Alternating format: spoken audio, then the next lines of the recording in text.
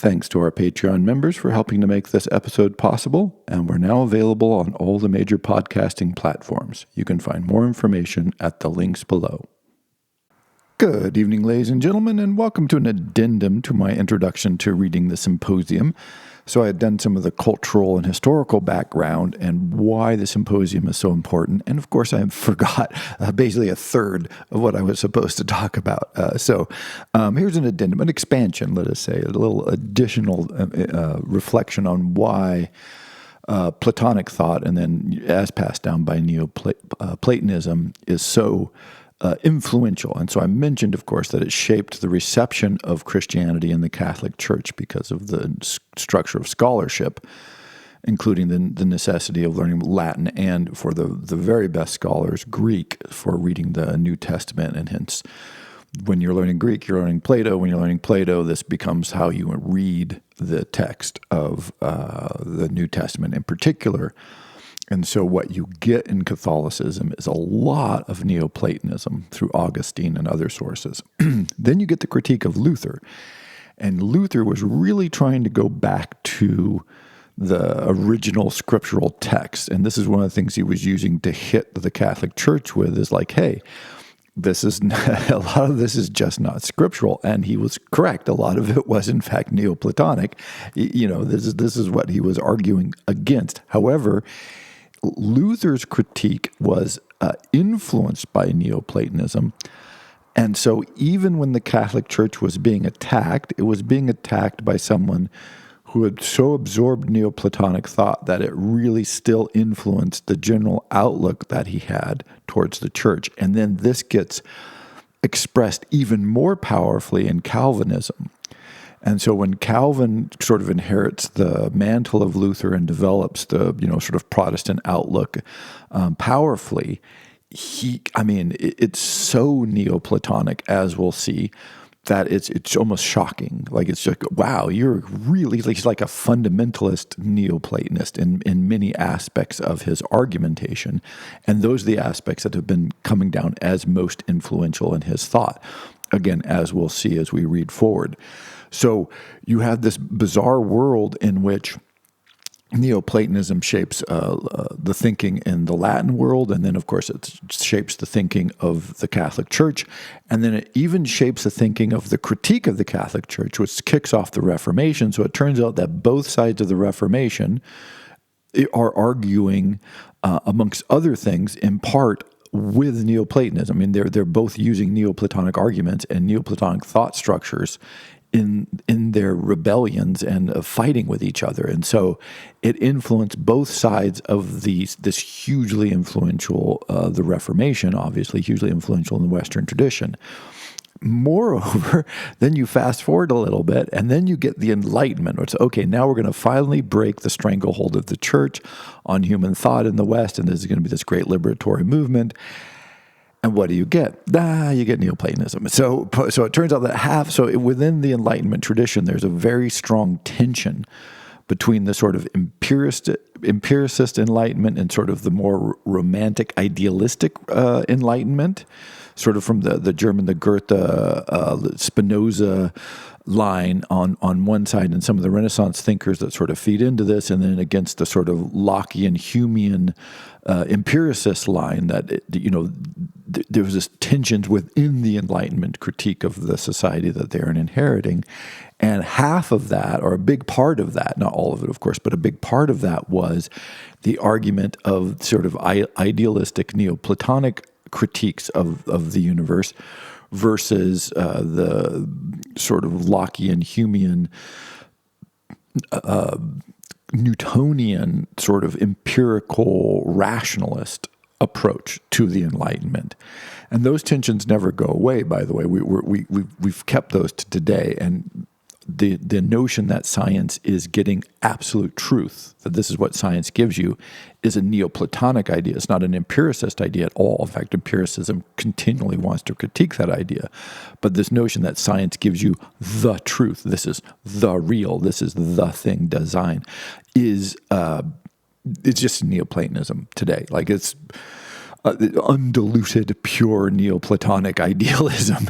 And so when you read stuff, it's everywhere. So basically, for your own, test this yourself. Anytime you read something about science having the truth, and this is going to give us the real insight, this is giving us access to nature or the absolute within the context of science, scientific research or scientific discovery or scientific insights, this is Neoplatonic idealism of the finest order, and it is not an Enlightenment empiricist or even rationalist argument. So this is important to think. We think of science as coming out of the empiricist rationalist tradition, which it certainly does, but we've inherited it through this veil or this wrapping that often comes through not as the empiricist tradition, but as the Neoplatonic tradition. So it's another place you can see this.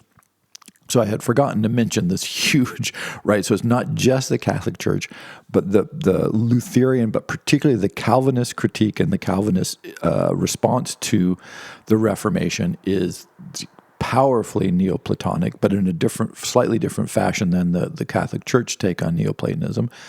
And then the critique of religion generally that one inherits from the Enlightenment tradition is itself hugely influenced by, again, it becomes an articulation almost of a tension within from Neoplatonism, but also the way we inherit science is wrapped in this wrapper of Neoplatonism. So it just permeates all of the Western tradition. It flavors almost everything. When you think about the massive impact of the Catholic thinking, obviously, and then you get the Reformation, hugely important, and then you get the Enlightenment critique of both of those, and we like to think we're children of the Enlightenment, and that we've sort of got scientism and rationalism, but it comes often, and often this is where we go wrong actually with science, is it comes in this wrapper of this container of Neoplatonism that makes us, it certainly makes us not empiricist or rationalist. It makes us Neoplatonic in the way that we view science.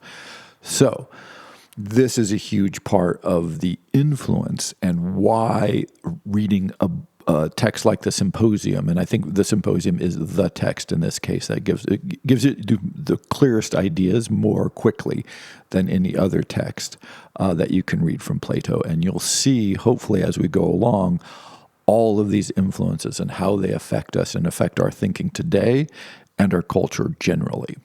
And as a side note, I got a great question on Patreon, so I thought I would follow up on that one. As long as I'm doing an addendum, maybe we'll do a little extra here. And they said, well, who was reading Plato anyway? Like, what's his audience? What's his market, as it were, functionally? And how did this influence from that standpoint was that achieved? And it's an excellent question because it speaks to a change that's happened in the world over the last several thousand years. And when Plato was writing, again, literacy fairly rare, but he was certainly writing he was an elite member of the aristocracy, writing for elite members of Hellenistic society at large. So not just Athens, of course, although that's where his school was. But so he had the children of the elite from all over the Hellenistic world going to his school. And so while he was writing for an audience of 1%, roughly, maybe 2%, maybe 5% maximum of his world, it was the right 5%, right? He was influencing the ideas, the outlook, the thought processes of the inheritors of the political and cultural power of the Hellenistic world. Not all of them, of course, but a lot of them. So that influence just permeated out. And because they were literate and because his influence was so strong, they're all copying again by hand his writings because they're like, oh, I want to have a copy of this myself. And then I'm going out and talking to people and they're copying this. And other people, some of his students set up schools in different parts of the Hellenistic world. And so again, it's text for the elite written to the elite. And that is what carries on the tradition originally. And then, of course, the Roman elite, and again, we're talking not just the elite, we're talking the Greek-speaking elite of Rome. So we are talking the again, 1%, 2%, 3% at the top of society, because if you learn to read and write Greek, perfect Latin, of course, you got to have that as well, but that's just a given. But if you can do the Greek, now you've distinguished yourself as really a member of the intellectual, cultural, political power, right? This is just the sign of wealth and power par excellence. And so that meant, amongst other things, really learning your Plato. And so now, again, so just think about that. So it's a tiny percentage of Roman society that could speak, read, and write Greek. I mean, a tiny, like microscopic. But it was the tutors of all the Caesars and all the governors and the secretaries and so it was the right, that it was the most influential. It was a lever point. Maybe that's the best way to speak of it. It is the fulcrum that allows you to lift a lot of weight, even though you might have just a small few selections of text and speaking to a small select few people. Nonetheless, that was powerful. And then it only becomes more broadly distributed, oddly, as the Catholic Church grows. And within the Catholic Church, there is a certain educational component simply because it's a text-based religion. You see this, by the way, same thing with Islam. These text-based religions require a literati functionally, an educated elite to sort of work all the texts out, and they do things textually, and they send letters, and they're trying to organize big things. And so compared to the Roman world with its big bureaucratic system, the Catholic world does something similar, but it begins to expand as the monasteries grow, as the translations movements grow, as the culture starts to expand. You get this slow growth, and it does start to trickle down more and more, but it's slow, and it is still, we're talking about a tiny percentage of the elite. And so this is how it is spread. It's not spread because lots of people in the street are talking about Platonic ideals. It's because 0.1% of the population are talking about Platonic ideals, but those are the people who are making decisions, talking about interpretation, telling other people how to think about things, writing laws in language, interpreting biblical texts. It's all those influences that come to shape how we view the world today. And so I think, again, that's a quick summary of 2,000, 3,000 years of influence. So, wow, there we go, zoom. But I think you'll see as we read along in the Symposium, you're like, oh, well, here's an idea. And what I'll be doing, just as it give you a heads up, is I'll be stopping and going, look, here's this idea that Plato is proposing. This was not popular at the Greek time. Many of his ideas were not popular in the Greek world. He was writing against his times in a lot of ways, not to his times, against the trends and ideas and ideals that he saw around him. And then you can see how, wow, fast forward to 2,300, 2,400 years, oh, we actually believe this. We just believe it. It's not like a question. We don't think about it. It's just like we know this to be like the right way to think about things. And you go, oh, holy cow. Like, oh, this is where it comes from. And so oddly, a book about love that argues that the best love is between older men and younger men ends up being the most influential text maybe in Western literary history outside the Bible, but since it kind of shaped the way the Bible was read to our society, maybe as important or nearly as important. I don't know. It's bizarre. So nonetheless, a quick addendum just to update you on the Symposium. And we're going to do the first edition will come out on Monday when we start the text itself. So very excited about that and can't wait. Thank you.